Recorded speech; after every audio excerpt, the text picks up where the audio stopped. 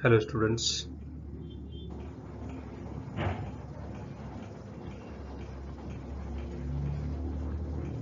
STSM Junior College Palghar welcomes you all.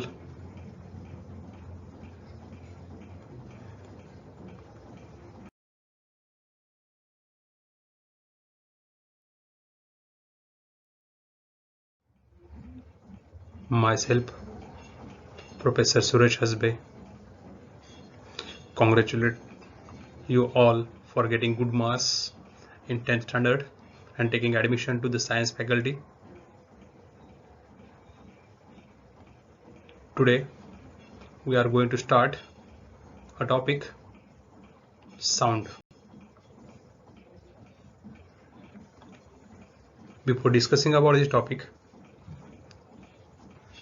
we have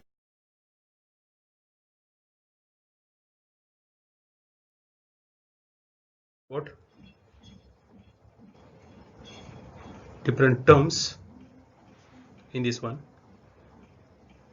First, observe this video. Now, when a stone or anything is dropped in a liquid or water, at that time we are getting the such a type of ripples are there. Now observe the ripples are there. The question is that why these ripples are generated. सोचो क्यों ripple generate होती है. मिल गया answer. Yes, that is the energy. जो stone हम लोगों ने पानी में ड्रॉप किया था, फेंका था, ओके, वो एनर्जी कैरी करता है. And that energy carried by the stone or that any object is there, that is transferred to the water particles. तो water particles से energy transfer हो रही है. ठीक है, तो यहाँ पे ये है आपका origin जहां से एनर्जी ट्रांसफर हो रही है. और ये जो रिपल्स जनरेट होते हैं, okay, look at this, of the ripples are there. तो एक एक रिपल्स ऐसे बाहर की तरफ जा रहे हैं and this ripples are nothing but the, यहां से जो एनर्जी ट्रांसफर हुई है एक पार्टिकल से दूसरे पार्टिकल को एनर्जी कैरी फॉरवर्ड हो रही है. इसीलिए हम लोगों को ये रिपल्स जनरेट हो रही है. क्यों? That is transfer of energy, energy carried by the stone. Okay, remember this one, that is energy carried means यदि हम लोगों ने इसे कंसिडर किया कि ये स्टोन है, ये यहां पे से ड्रॉप हुआ. ठीक है, तो initially it have potential energy. When it is moving at that time it carries kinetic energy. Now when it hit to the water surface, that total kinetic energy, यहां पे जो काइनेटिक एनर्जी है, that kinetic energy is converted or given to the water particles, and that's why this water particles moves in the upward and downward direction. ये ऐसे move कर रहे हैं and that's why this ripples transfer from one point to the another point. Got it? Means क्या transfer हो रहा है यहाँ पे, याद रहा, energy, that is a kinetic energy. Okay, not necessarily kinetic energy, but you have to remember about the energy there. Got it? Now look at the second example. Similar example is there. At this position we are considering that is a rope battle. That person is moving his hands in the upward and downward direction, so that that rope is moving in the upward and downward direction, and that is generating a one particular form. Got it? Understood this one? Means that person is supplying energy to the one end of the rope and that energy is transferred to the other end of the rope. Got it? Means energy एक जगह से दूसरे जगह पे transfer हो रही है and ये ट्रांसफर होता है तब वहां पे वाइब्रेशंस जनरेट होते हैं, upward and downward direction movement होती है. इसी को हम लोग बोलते हैं ऑसिलेटरी डिस्टर्बेंस. Got it? तो हम लोग जब एनर्जी सप्लाई करते तो वहां पे ट्रांसफर एनर्जी होता है और वहां पे ऑसिलेटरी डिस्टरबेंस जनरेट होता है एंड दैट ऑसिलेटरी डिस्टरबेंस एक जगह से दूसरे जगह पे ट्रैवल होता है, उसी को हम लोग बोलते हैं वेव। Got it? तो वेव का डेफिनेशन क्या है? The transfer of energy in the form of oscillatory disturbance without change of form, that is called as a wave. Got it? तो ये याद रखना है आपको, कौन सा सेंटेंस? ऑसिलेटरी डिस्टरबेंस, तभी वेव जनरेट होने वाला है। Got it? At the same time without change of form, ये भी वर्ड याद रखो, ठीक है? एक जैसे वेव ट्रैवल होती है। ओके, तो transfer of energy in the form of oscillatory disturbance without change of form is called as a wave. This is a general definition of the wave. तो अभी हम लोगों को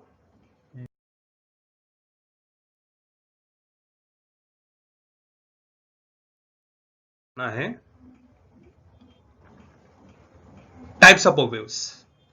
टाइप्स ऑफ वेव्स में पहला वेव का type है mechanical wave. ठीक है, अब एक वीडियो फिर से आप लोगों को दिखा रहा हूं जो आप लोगों हर बार हम लोग ऑब्जर्व करते। ठीक है, that is tidal waves are there. Now remember here it is, this tidal waves are generated deep inside the sea and that is moving towards the sea shore. तो समुद्र के अंदर कहां पे तो वेव जनरेट होती है, ऑसिलेटरी डिस्टर्बेंस वहां पे जनरेट होता है और वो कैरी फॉरवर्ड कहां तक होता है, दैट इज अ एंड सी शोर तक। Got it? मींस उसको ट्रैवल करने के लिए एक मीडियम की जरूरत है and that is a water, that is a liquid. Understood this one? यदि उसके जगह पे हम लोग दूसरा कंसिडर करते हैं, that is a wave, means sound wave है। साउंड वेव को ट्रैवल करने के लिए जैसे एयर की जरूरत है, without air it can able does not able to travel. Understood this one? Means sound waves travels through the air, उसको मीडियम की जरूरत है।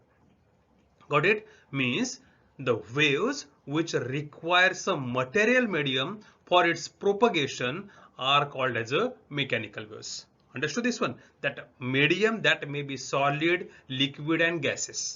जो हम लोगों ने एग्जाम्पल कंसिडर कर रहे हैं, वाटर वेव्स का है, that is in the liquid. Sound waves है, that is in the air and that is a rope battle, जैसे हम लोगों ने डिस्कस किया रोप का example, that is in a solids are there. Means कौन सा ना कौन सा तो मीडियम की जरूरत है, उसी को हम लोग बोलेंगे mechanical waves. The waves which require some material medium for their propagation are called a mechanical wave. Propagation इसका मतलब है ट्रैवलिंग।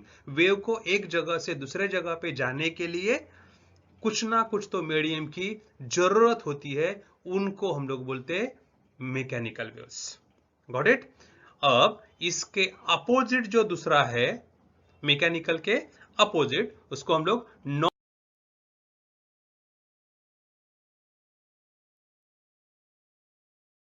वेव्स भी बोल सकते हैं and that is another term, that is electromagnetic wave.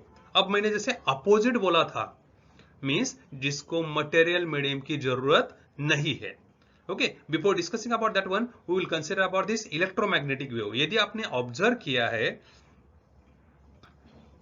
तो mechanical waves, non mechanical waves जो है वो कैसे ट्रैवल हो रही है, देखो यहाँ पे ट्रैवलिंग। आप लोगों को समझने के लिए यहाँ पे तीन एक्सिस हम लोगों ने कंसीडर किया है, एक्स, वाई एंड जेड। तो इलेक्ट्रोमैग्नेटिक वेव्स में ये रेड कलर जो है जो इलेक्ट्रिक वेक्टर है और ब्लू कलर जो है ये मैग्नेटिक फील्ड है। Electric field and magnetic field आप लोग बोल सकते हो। ठीक है, तो electric field and magnetic field they are perpendicular to each other. समझने के लिए यहाँ पे एरो दिखाया, देखो ये आपको अच्छे से ऑब्जर्व करना है। ये एरो अच्छे से ऑब्जर्व करो, क्या है देखो, हॉरिजॉन्टल आता है तब मैग्नेटिक फील्ड आ रहा है और वर्टिकल जाने के बाद ये इलेक्ट्रिक फील्ड जा रहा है। तो रेड से इंडिकेट किया electric field, horizontal magnetic field. Got it? And they are perpendicular to each other. और इस टाइप का वेव होता है, उसको हम लोग बोलते हैं इलेक्ट्रोमैग्नेटिक वेव। इलेक्ट्रिक फील्ड और मैग्नेटिक फील्ड का कॉम्बिनेशन। Got it? अब ये जो इलेक्ट्रोमैग्नेटिक वेव है, इनको मीडियम की जरूरत नहीं है, इसीलिए आप लोग उसको नॉन मैकेनिकल वेव्स भी बोल सकते हैं। Okay, all light waves are there, that is electromagnetic waves. तो इलेक्ट्रोमैग्नेटिक्स का वेव्स का डेफिनेशन कैसे लिखोगे? देखो, the waves which does not require some material medium for their propagation are called non-mechanical or electromagnetic wave. Got it? तो ये याद रखना है, एक के लिए मटेरियल की मीडियम की जरूरत है, दूसरे के लिए मटेरियल मीडियम की जरूरत नहीं है. Now we will consider about the third type.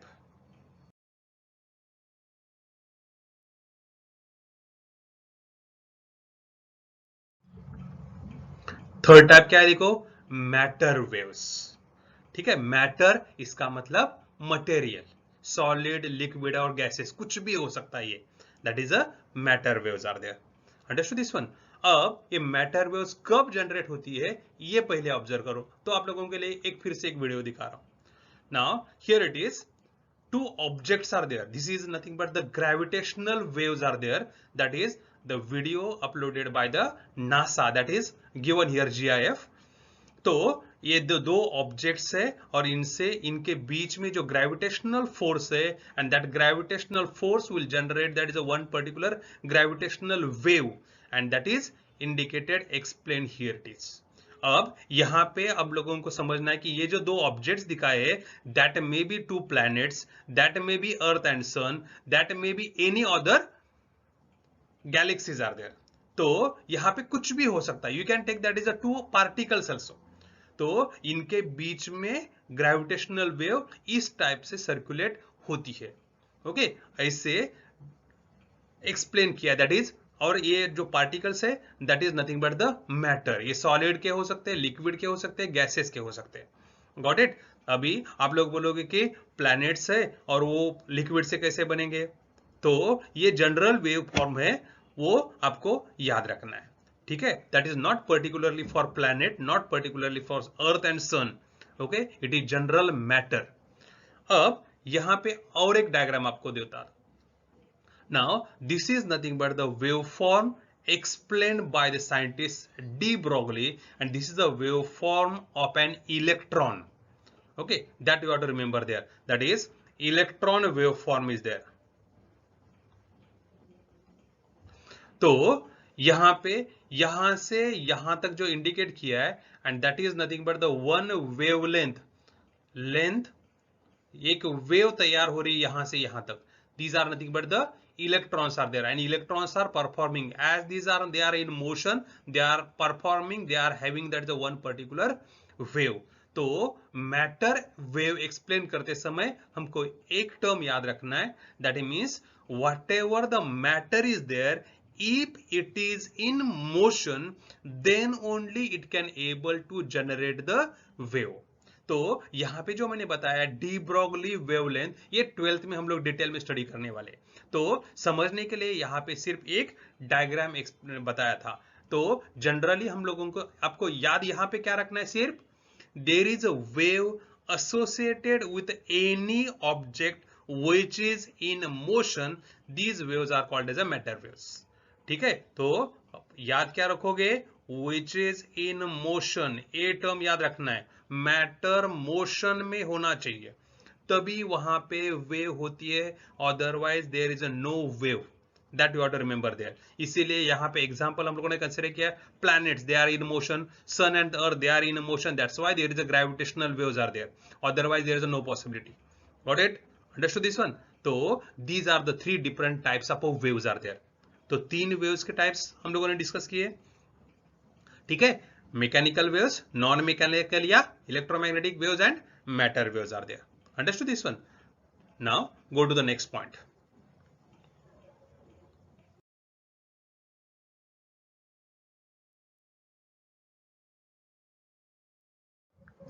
अब हम लोगों को क्या है? So we have to discuss about some common properties of all the waves, not mechanical, matter या electromagnetic wave.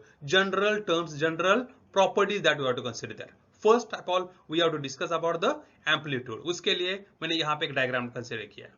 अब जैसे हम लोगों ने को मालूम है, that is particles are moving in the upward and downward direction there. जैसे कि रोप बैटल हम लोगों ने डिस्कस किया था, यहाँ पे एक पर्सन रोप का एक and upward and downward position में मूवमेंट करता है, तो हम लोगों को इस टाइप का वेव जनरेट होता है. ठीक है, तो ये जो इनिशियल पोजीशन है ये इसको हम लोग बोलते हैं मीन पोजीशन। Got it. अब यहां से यहां तक का जो डिस्टेंस है,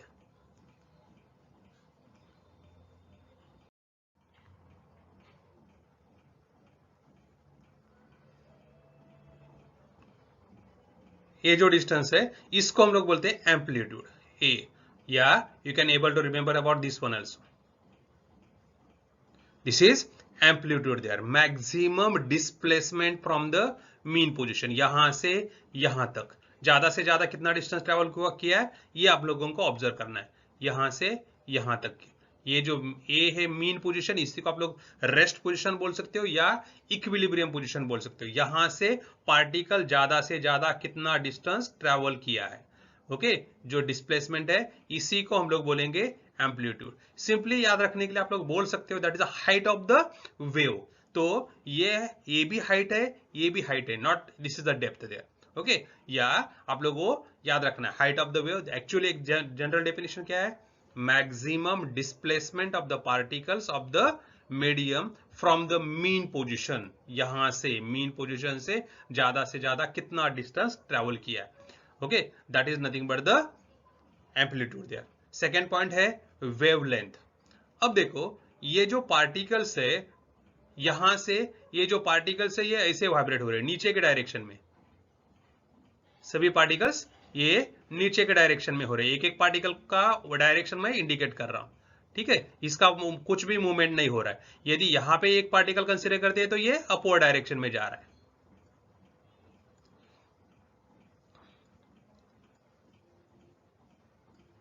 अब यहां पे कुछ भी नहीं मूवमेंट है, ठीक है, तो ये यदि हम लोग डायग्राम दिखा रहे हैं, अब देखो यहां पे हम लोगों को एक्सप्लेन क्या करना है, वेवलेंथ मतलब क्या डेफिनेशन है जनरल आप लोगों को याद रखना है, क्या है, the distance between the two particles which are in a same state of vibration there, that is called as a wave. Got it. Means same state of vibration means जिनका डायरेक्शन एक जैसे, मतलब मैंने ए पार्टिकल कंसीडर किया ये नीचे के direction में मूव कर रहा है, अब इतने ही डिस्प्लेसमेंट वाला दूसरा पार्टिकल जो नीचे के डायरेक्शन में मूव हो रहा है, नेक्स्ट पॉइंट दैट इज ये है, तो इन दोनों के बीच का जो डिस्टेंस है इसको हम लोग बोलेंगे वेवलेंथ। Got it. यदि मैंने ऐसे कंसीडर किया यहां का एक पार्टिकल है ये अपवर्ड डायरेक्शन पोजीशन पे, ये दूसरा पार्टिकल यहां पे अपवर्ड डायरेक्शन पोजीशन पे है, और इन दोनों के बीच का जो डिस्टेंस है इसको हम लोग बोलेंगे wavelength. Understood this one.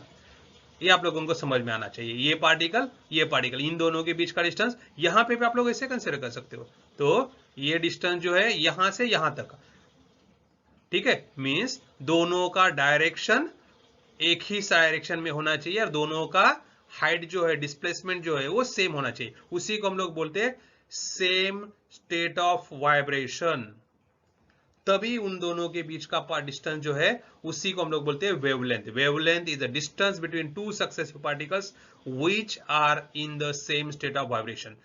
Wavelength है इसका मतलब क्या हुआ, it is measured in metres. Amplitude के लिए भी वैसे ही है, it is a distance, displacement है, इसलिए the unit of amplitude is also meter, that term you have to remember there, ठीक है। now अब नेक्स्ट पॉइंट कंसीडर करो, that is a time period. अब देखो एक वेव, जैसे हम लोगों ने बोला सिंपली वेवलेंथ याद रखने के लिए आप लोग याद रख सकते हो that is a wave length. एक वेव कहां पे कंप्लीट होगी, ये यहां से ये आधा पार्ट और ये आधा पार्ट, इसको हम लोग बोलते हैं एक वेव, ठीक है, समझ में आ रहा है, ये एक वेव, और एक वेव कंप्लीट होने के लिए मतलब यहां से यहां तक, इस पोजीशन तक, ये जो डिस्टेंस है ये एक वेवलेंथ हुआ, ठीक है। अब इसको जो टाइम लगेगा इसको हम लोग बोलते हैं time period, that is time required to complete one vibration. एक वाइब्रेशन में एक वेव जनरेट होता है। एक वाइब्रेशन मतलब क्या है, अब देखो समझने के लिए वाइब्रेशन के लिए हम लोगों ने अपर और डाउनर पोजीशन कंसीडर किया, एक यहां पे दो पोजीशंस है, इसके बीच में वाइब्रेशंस हो रही है। तो वे वाइब्रेशन कब कंसिडर करेंगे? यहां से वेव ऊपर गया, ठीक है, वहां से नीचे आया, तो ये जो पोजीशन है इसको हम लोग बोलेंगे वन वाइब्रेशन, ठीक है। लेकिन एक्चुअली यहां पे मैंने जानबूझ के आप लोगों को कंफ्यूज करने के लिए यहां पे एक वेव जो था वो नहीं निकाला था, दैट इज अ पोजीशन जो निकाला नहीं था, that is a mean position, ठीक है। तो अब देखो यहां से मीन पोजीशन से स्टार्ट हुआ, अपवर्ड डायरेक्शन में गया, फिर से मीन पोजीशन पे आया, गॉट इट। अब ये हाफ वाइब्रेशन हुआ, फिर से नीचे गया, से ओरिजिनल पोजीशन पे आया। अब इसको बोलते हैं हम लोग एक वाइब्रेशन, ठीक है। अपवर्ड पोजीशन में जाके डाउनवर्ड पोजीशन में जाके ओरिजिनल पोजीशन पे आना, दैट इज वन वाइब्रेशन। और इसको जो टाइम लगेगा इसको हम लोग बोलते हैं time period, time required to complete one vibration, got it. तो ये याद रखना है, समझ में आ रहा है। अब देखो time required to complete one vibration by particle of the medium is called the time period. अब टाइम है तो इसका यूनिट क्या होना है, that is second, understood this. तो ये भी हम लोगों को टर्म याद रखनी है, understood. Now next one that is a frequency. Now frequency मतलब क्या है, देखो एक सेकेंड में, अभी आप लोगों ने वाइब्रेशंस कंसीडर किए, एक वाइब्रेशन को जो टाइम लगेगा वो टाइम पीरियड था। अब फ्रीक्वेंसी मतलब क्या है, एक सेकेंड में कितने वाइब्रेशंस होते, that is called as a frequency, understood this one. Means number of vibrations completed by the particle in 1 second is called frequency, and frequency is measured in terms of a hertz. तो hertz that is frequency का unit है, understood this. अब हम लोगों को इन दोनों के बीच का रिलेशन भी मालूम है, हम लोगों ने ये सभी पार्ट्स जो है वो 10th में ऑलरेडी डिस्कस किया है। तो फ्रीक्वेंसी और टाइम पीरियड के बीच में रिलेशन हम लोगों को मालूम है, क्या है, they are reciprocals of each other. Time period and frequency are reciprocals of each other, means time period is equal to 1 upon frequency या frequency is equal to 1 upon time period। तो ये टर्म हम लोगों को याद रखना है। These are the some common properties are there, और भी प्रॉपर्टीज है हम लोगों को वो भी स्टडी करनी है।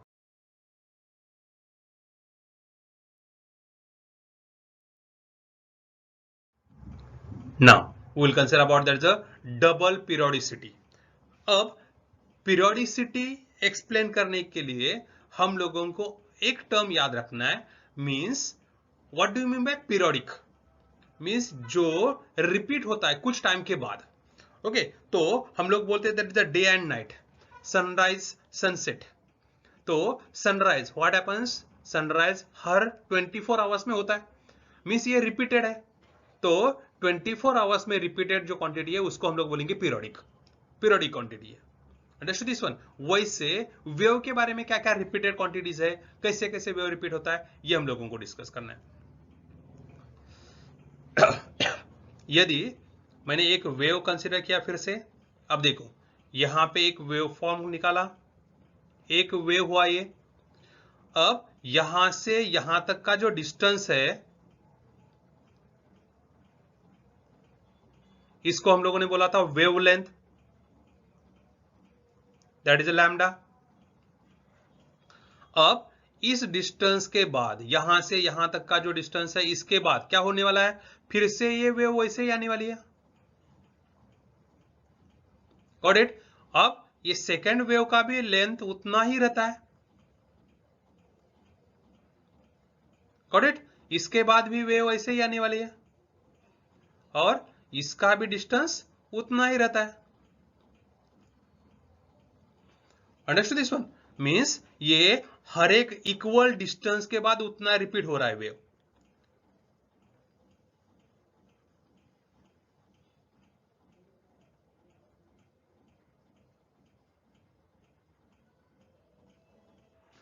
अब यदि मैंने यहां से ये जो टाइम यदि कंसीडर, इस यहां से यहां तक का जो टाइम लगने वाला है इसको हम लोग बोलते हैं टाइम पीरियड, ठीक है। तो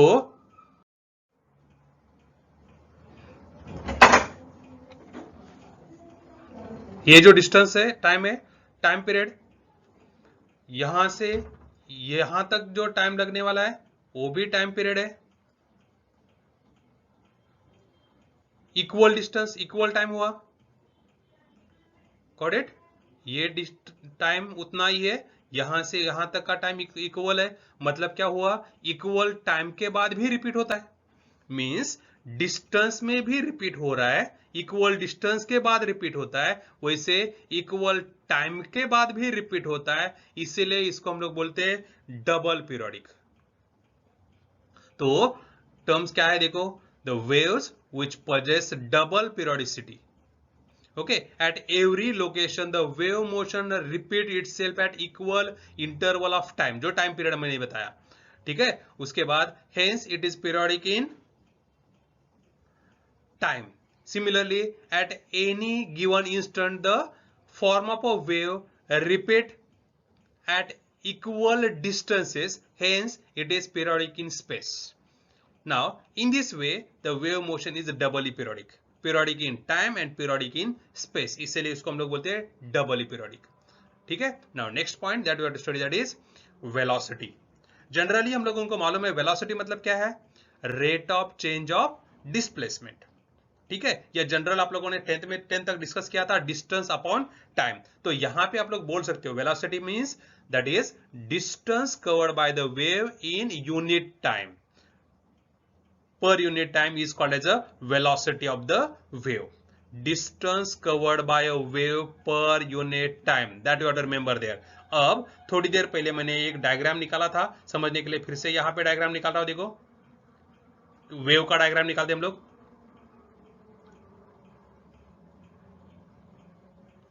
ठीक है, यहां से यहां तक का जो डिस्टेंस है इसको हम लोगों ने बोला था lambda, that is a wavelength. और ये जो डिस्टेंस है इसको ट्रैवल करने के लिए जो टाइम लगता है दैट इज कैपिटल टी। ठीक है, तो ये हुआ डिस्टेंस और ये है time, got it. Means lambda distance travel करने के लिए कितना टाइम लगता है, टी देयर। तो during time period t the wave covers distance equal to the wavelength, got it। ये समझ में आ रहा है।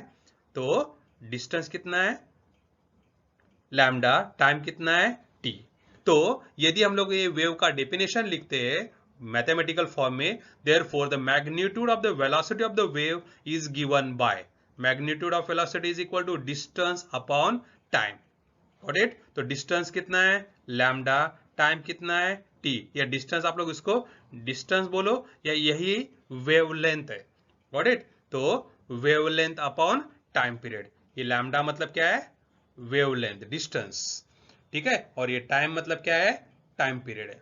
तो हम लोगों का इक्वेशन क्या हुआ देखो, लेकिन हम लोगों को 1 upon time period that is equal to frequency, upon time है ना टाइम पीरियड, तो ये टाइम पीरियड 1 अपॉन है, इसलिए उसका वैल्यू कितना हुआ फ्रीक्वेंसी। जैसे हम लोगों को मालूम है that is the time period and frequency are reciprocals of each other there, therefore तो हम लोगों को मिला क्या है 1 upon time period is equal to frequency. तो ये यदि यहाँ पे सब्स्टिट्यूट करते तो हम लोगों को क्या इक्वेशन मिलने वाला है, velocity is equal to 1 upon time period is frequency and ये wavelength as it is, velocity is equal to frequency into wavelength. तो ये लिख सकते हैं हम लोग v is equal to N lambda. तो ये जनरल इक्वेशन है, आप लोगों को अच्छी तरह से याद रखना है, got it. v is equal to N lambda, हर जगह पे हम लोगों को ये अप्लाई करना है और हर वेव के लिए अप्लाई करना है, ओके। तो ये पर्टिकुलरली किसी एक वेव के लिए नहीं है, जनरल वेव के लिए हम लोगों को ये टर्म याद रखनी है,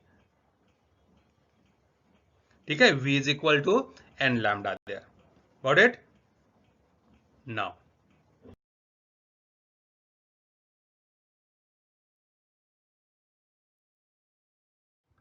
next point, seventh property that we have to consider. अभी तक हम लोगों ने 6 प्रॉपर्टी दिखी है तो properties of medium for the propagation of mechanical waves. जैसे मैकेनिकल वेव्स के लिए हम लोगों ने बोला था कि मैकेनिकल वेव्स को ट्रैवल करने के लिए मीडियम की जरूरत होती है, लेकिन कौन से मीडियम में ये वेव ट्रैवल होती है ये हम लोगों को डिस्कस करना है और उसके लिए क्या क्या जरूरी है, ठीक है, तो first term is that medium should be continuous and elastic. ये टर्म हम लोगों को याद रखना है, कंटिन्यूअस एंड इलास्टिक। ठीक है, इलास्टिक मतलब रबर नहीं है। There are 3 different type of elasticities are there. 12th में या हम लोगों को 11th में ही एक टॉपिक है, उसमें हम लोग इलास्टिसिटी, उसमें हम लोग डिस्कस करने वाले हैं इलास्टिक। ठीक है, तो यहां पे elastic means elasticity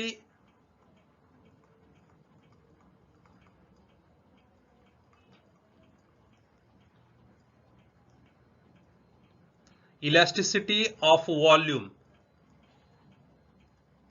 and elasticity of shape, that is more important there.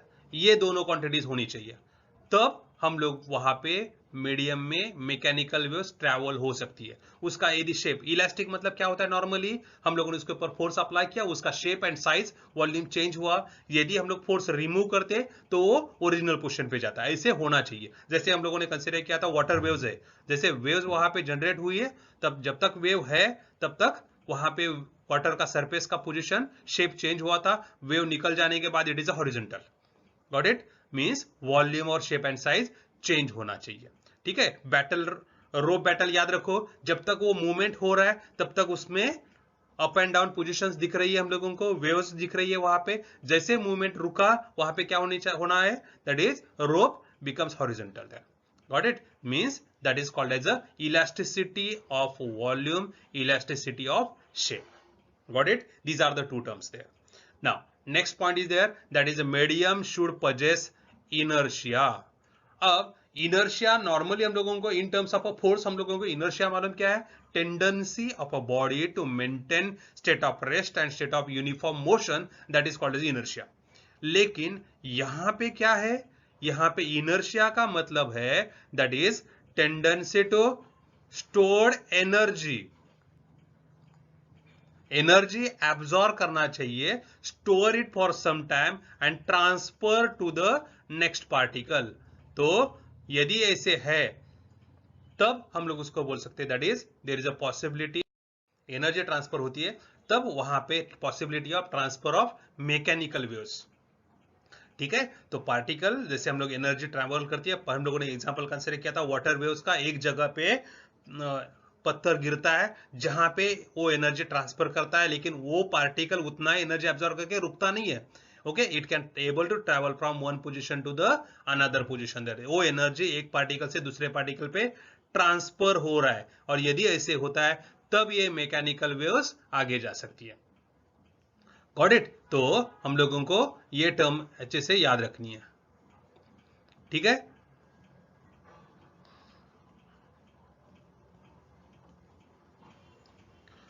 Now next point हम लोगों को याद रखना है, that is frictional resistance between the particles of the medium should be very less.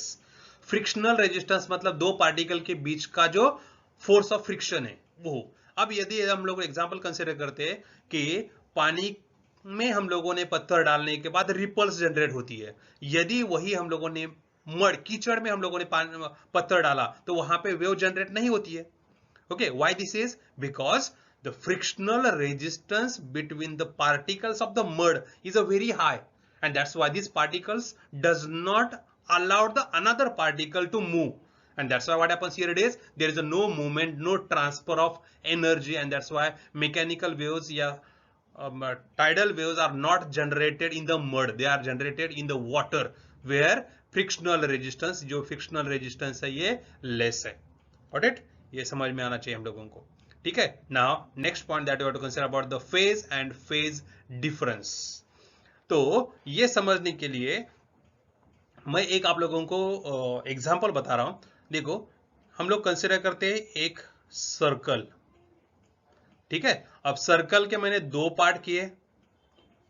अब देखो, यही डायग्राम मैंने ऐसे निकाला, अपवर्ड पार्ट ये यहां पे वैसे के वैसे है। अब ये डाउनवर्ड पार्ट जो है उसको मैंने थोड़ा आगे शिफ्ट किया। गॉट इट,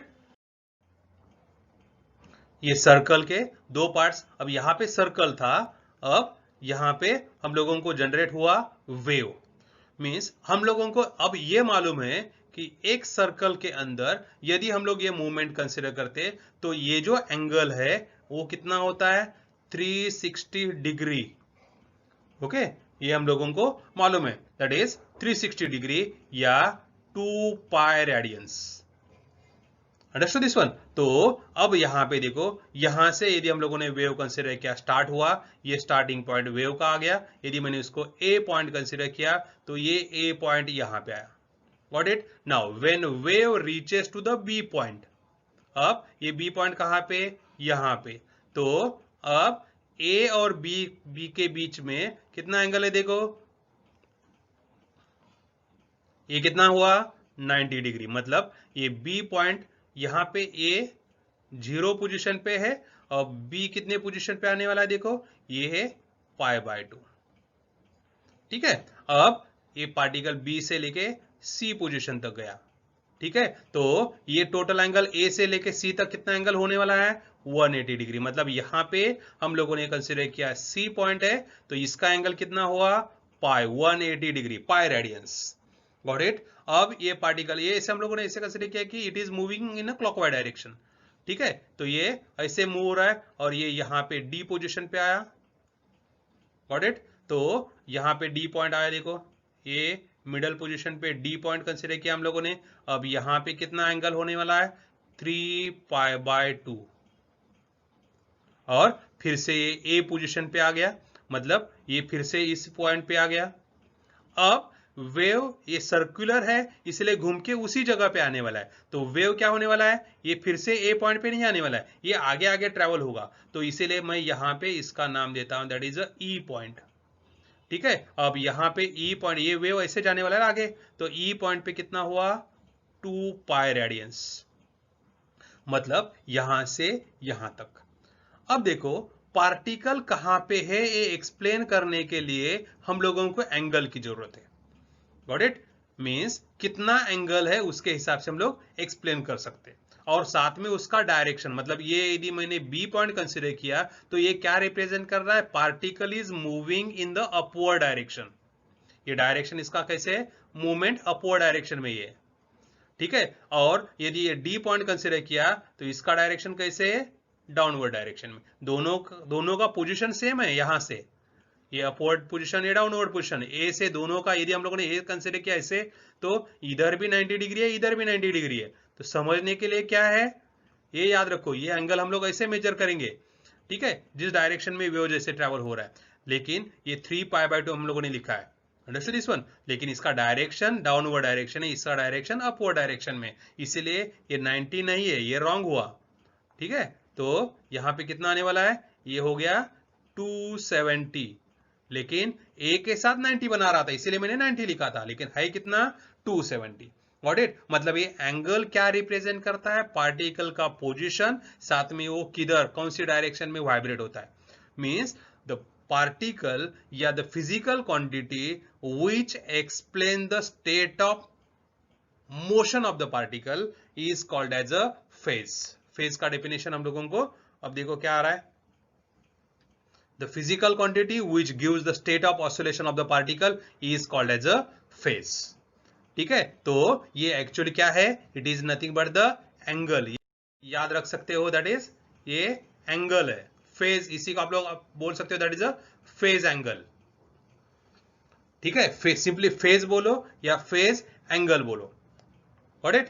अब देखो एक वही डायग्राम हम लोगों ने फिर से यहां पे निकाला समझने के लिए। देखो अभी, अब ये पार्टिकल जो पॉइंट्स है, ये मूवमेंट यदि हम लोगों ने इसका ऑब्जर्व किया तो यहां का जो पार्टिकल है, these are the particles are there, they are at rest. ये कहां पे है? रेस्ट पोजीशन पे, इक्विलिब्रियम पोजीशन पे आप लोग बोल सकते हो, या मीन पोजीशन पे। कौन से पार्टिकल्स है? ओ, जी, ई, सी एंड ए। यहां से वेव इसी डायरेक्शन में जा रहा है। ठीक है, तो वेव का डायरेक्शन यहां पे ऐसे है, याद रखना। ए से बी, सी, डी ऐसे हम लोगों ने इंडिकेट किया। तो अब देखो ये पॉइंट यदि मैंने कंसिडर किया Q, इसका डायरेक्शन नीचे के डायरेक्शन में, ये P है, इसका भी डायरेक्शन नीचे के डायरेक्शन में, दोनों सेम पोजीशन पे है। लेकिन इसके सॉरी अब ये मूवमेंट होने वाला है। अब देखो in figure the particles P and Q, E and C और B and D, E and C, P and Q, B and D there, ये जो पार्टिकल्स है अब इनका पोजीशन यदि इसका वाइब्रेशन देखो, ये कैसे जा रहा है, ये अपवर्ड डायरेक्शन में जा रहा है, ये डाउनवर्ड डायरेक्शन में जा रहा है। तो अब हम लोगों को याद क्या रखना है, देखो हैव सेम डिस्प्लेसमेंट, अभी इनका डिस्प्लेसमेंट सेम है, P और Q का भी डिस्प्लेसमेंट सेम है, but their velocities are in opposite. ये अब अपोजिट क्यों बोला, देखो ये पार्टिकल Q की तरफ कैसे जा रहा है, नीचे के डायरेक्शन में जा रहा है, कहां तक, D तक, और D से ये ऊपर के डायरेक्शन में जा रहा है, मतलब इसका डायरेक्शन और इसका डायरेक्शन अलग अलग हुआ वेलोसिटी का, and that's why such particles are there having same displacement but opposite velocities are there, they are called as a out of phase.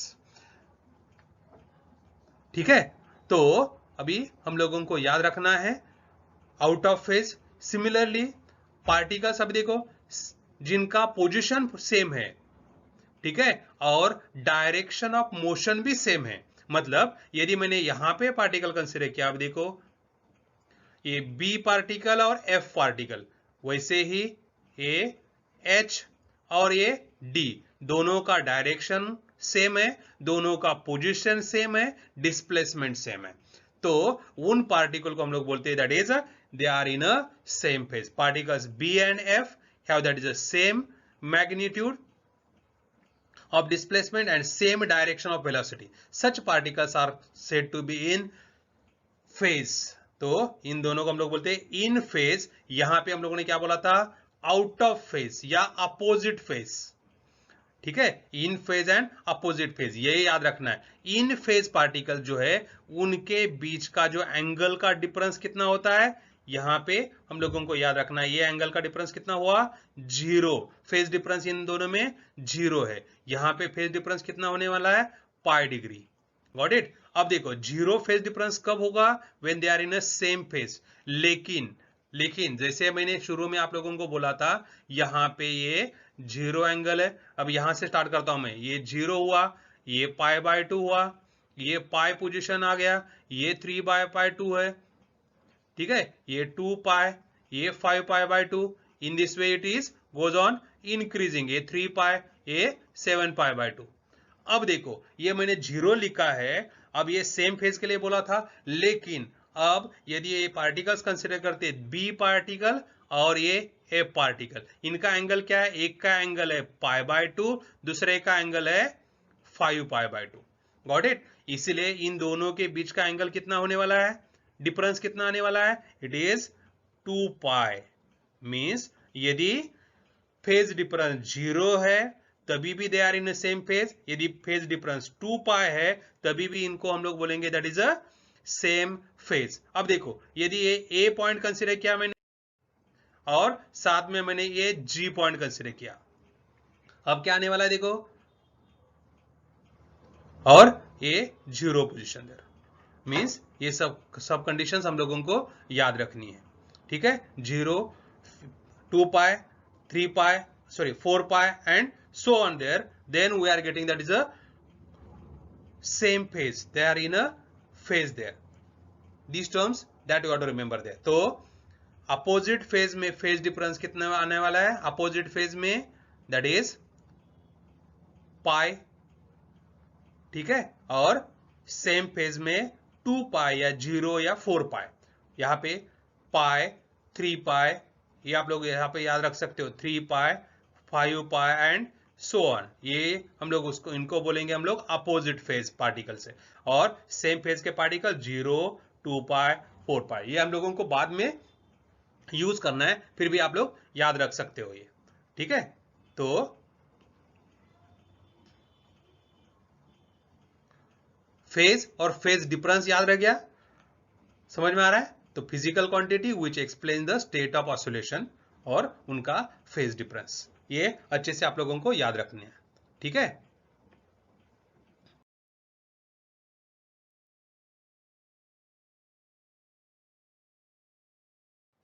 Now today what we are discuss there, अभी आज हम लोगों ने क्या क्या discuss किया, देखो wave के टाइप्स, कौन से types, that is mechanical, non mechanical और इलेक्ट्रोमैग्नेटिक एंड मैटर वेव्स।